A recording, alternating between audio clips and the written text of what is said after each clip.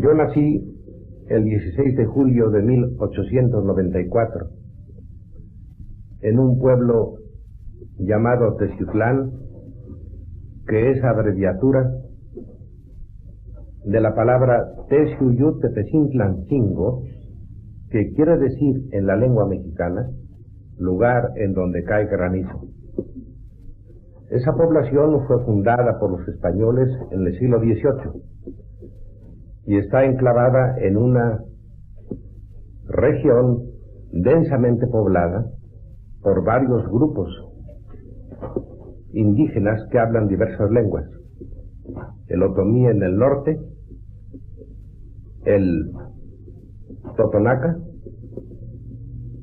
el olmeca mexicano y el náhuatl, correspondiente ya al siglo XVI. De niño aprendí la lengua indígena porque todo el mundo hablaba el náhuatl en la región. Mis padres fueron Vicente Lombardo Carpio e Isabel Toledano. Mi abuelo paterno fue italiano, Vincenzo Lombardo Catti, piamontés, que vino a México en la segunda mitad del siglo pasado a virtud de un contrato que celebró junto con otros jóvenes de Italia para enseñar en México pequeñas industrias agrícolas. Pero al llegar a Veracruz se encontró al presidente Benito Juárez, que estaba refugiado en el puerto. Se presentaron a él los jóvenes italianos para que se cumpliera el contrato, y el presidente Juárez les indicó que era imposible, porque el país estaba invadido por las tropas francesas y él estaba luchando por la independencia de nuestra patria. La mayoría de los jóvenes italianos regresaron a su país, pero mi abuelo le pidió a Juárez que le permitiera quedarse en México. Juárez le dijo que podría hacerlo a su riesgo, porque él no podría hacer absolutamente nada por un extraño. Pero mi abuelo insistió en quedarse porque él era garibaldino, partidario de Giuseppe Garibaldi, y Juárez era un liberal, el hombre de la Reforma. Aquí quedó mi abuelo y poco tiempo después se embarcó en un pequeño buque y entró por la barra de Tecolutla, le gustó aquel lugar y empezó a construir una población nueva, que hoy se llama Gutiérrez Zamora, y que es muy rica, porque hay muchos frutos tropicales de gran valor y porque es en la actualidad la gran zona del petróleo. Casó mi abuelo con una indígena, nacida en el estado de Hidalgo, pero de raza totonaca. De ellos nacieron mis tíos y mi padre, y cuando llegaron a cierta edad, el abuelo consideró que era necesario llevar a la familia a un lugar donde pudieran muy jóvenes los hijos. Así llegaron a Teciutlán. Mi padre casó con una joven del pueblo, probablemente de origen sefardita. En cuanto a sus ascendientes, he encontrado documentos de un sacerdote toledano que, siendo muy joven, solicitó al obispo de Puebla que se abriera a oposición la cátedra de teología para presentarse examen y optar por ella. De tal suerte que, desde el punto de vista racial o biológico, yo soy una mezcla de diversos factores: italianos, españoles, indígenas de México, y nací en ese pueblo de Teciutlán. Ahí aprendí las primeras letras con una tía de mi madre que me enseñó a leer en el silabario de San Miguel. En aquella época el silabario de San Miguel era el instrumento tradicional para enseñar las primeras letras a los niños. Esa tía de mi madre no era profesora, pero quiso enseñarme y yo asistía a su casa todos los días, porque no me admitían aún en la escuela primaria. Era yo demasiado pequeño. Más tarde, cuando cumplí los 6 años, ingresé en la escuela primaria que se llamaba Liceo Texuteco. Era un plantel de tipo nuevo. Su fundador y director era el profesor Antonio Audirac, de origen francés. Fue discípulo del educador suizo Enrique Rebsamen, que había fundado una escuela de tipo nuevo en la ciudad de Jalapa, Veracruz. El profesor Audirac, en cuanto terminó sus estudios, fue a Tixiutlán y estableció esa escuela. Allí estudié los años de la primaria.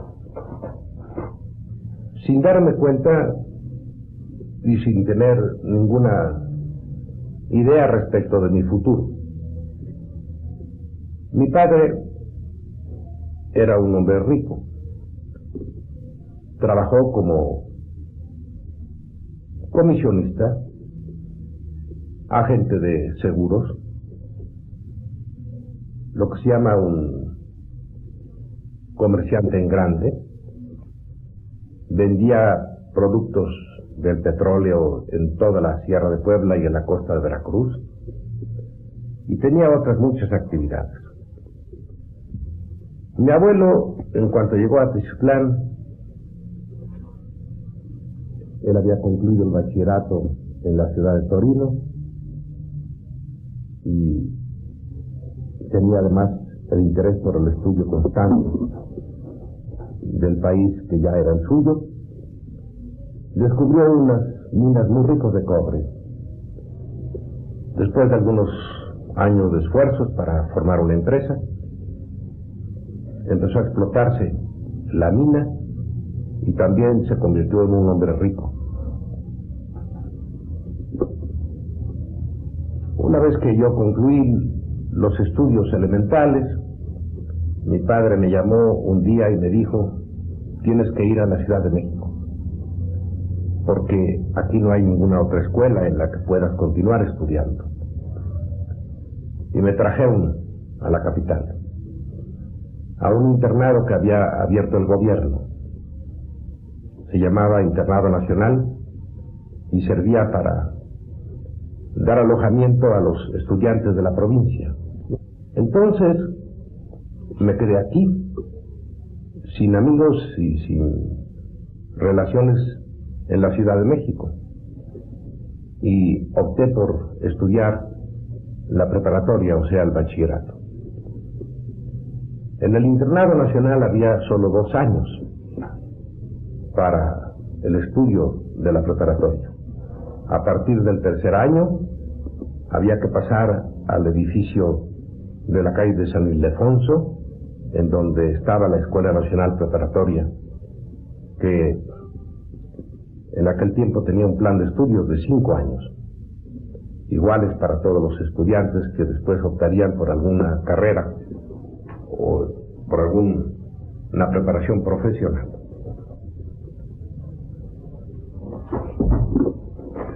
Esos años fueron para mí decisivos en mi vida,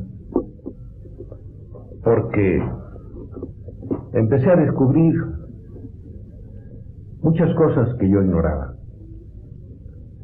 Mi vida de niño fue una vida de niño feliz, sin preocupaciones, sin privaciones de ninguna clase, dedicado a la escuela y al mismo tiempo al campo. Mi padre era un hombre muy amante de la naturaleza y le gustaba mucho la cacería. Como era rico, Venía muchos caballos, muchos perros, que importaba de los Estados Unidos, y yo participaba naturalmente de sus aficiones. Los jueves en la tarde yo tenía permiso del director de la escuela para faltar a las clases, y me iba yo solo al campo con 1 o 2 perros, yo solo, para cazar conejos, zorras. Los sábados en la tarde y los domingos íbamos ya todos a caballo con la jauría para cazar venados, jabalíes y otros animales. De tal manera que al llegar a la Ciudad de México yo extrañé todo, porque era totalmente distinto al ambiente en el que yo había vivido. Un valle como el de México, hermoso en tiempo de lluvias, pero seco durante el resto del año, sin vegetación, en tanto que la Sierra de Puebla es un verdadero paraíso. La población de la capital me parecía también rara y extraña, porque yo estaba acostumbrado solo a la población indígena. No tenía idea de muchas cosas de que la Ciudad de México disfrutaba, ni de los coches de caballos, ni de los automóviles que entonces comenzaban a aparecer en el escenario de México, ni otras muchas cosas. Empecé pues a descubrir el mundo, y el primer descubrimiento fue que había estallado la revolución. Recuerdo muy bien que un compañero nuestro, que no era interno sino medio interno, llegó con una extra del periódico El Imparcial, que tenía en la primera plana con letras grandes rojas este título: Estalló la revolución en Puebla. Ese periódico es del día 21 de noviembre de 1910. Entonces yo pregunté, ¿qué cosa es la revolución? No sabía nada del gobierno, de la situación del pueblo, de lo que era México en aquella época, porque metido en la sierra y llevando la vida de niño que acabo de pintar, era natural que yo careciera de preocupaciones y de interés por investigar qué cosa era mi país. De esta manera, y de un modo súbito, se descorrió para mí el misterio de lo que era México. Yo soy un hombre que empieza a pensar en su patria justamente el día en que estalla la revolución en Puebla.